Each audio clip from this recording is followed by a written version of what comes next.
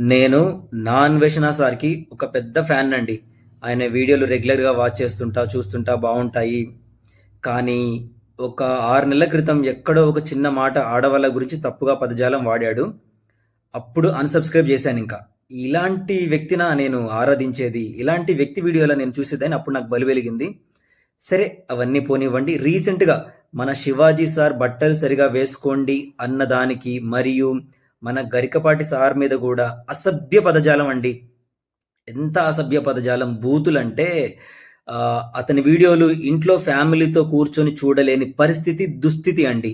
అలాంటి వీడియోలు, అలాంటి పదజాలంతో దూషించాడండి. ఐ మీన్ తిట్టాడు. 'శివాజీ సార్' సినిమా హీరో అయినప్పుడు అసలు ఈయనకి యూట్యూబ్ అంటే గూడా తెలియదు ఈ 'అన్వేషణ' సార్‌కి. కానీ ఈరోజు మాత్రం ఏదో గొప్పగా వీడియోలున్నాయి, డబ్బులొస్తున్నాయి గదా అని ఒక పొగరుతో, గర్వంతో తలకెక్కి ఆఖరికి 'గరికపాటి సార్‌ను' గూడా దూషించే స్థితికి ఆ పదాలు, ఆ వర్డ్స్ అండి అవి కూలి పని చేసుకునే వాళ్ళు గూడా అలా మాట్లాడరండి బాబు.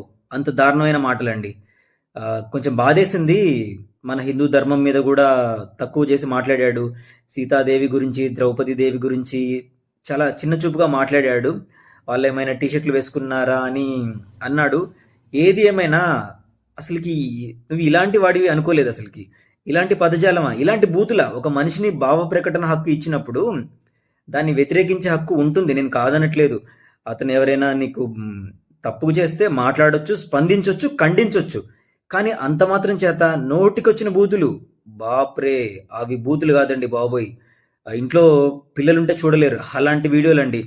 దరిద్రం ఏందంటే ఇన్‌స్టాగ్రామ్ వల్ల పిల్లలందరి దగ్గర మొబైల్స్ వచ్చాయి. వీళ్ళందరూ నేర్చుకుంటున్నారు ఇలాంటి మాటలు. ఇది సమాజానికి ఇది మంచిది కాదండి. నేను ఆల్రెడీ అప్పుడే అన్‌సబ్‌స్క్రైబ్ చేశాను ఆయన వీడియోలు.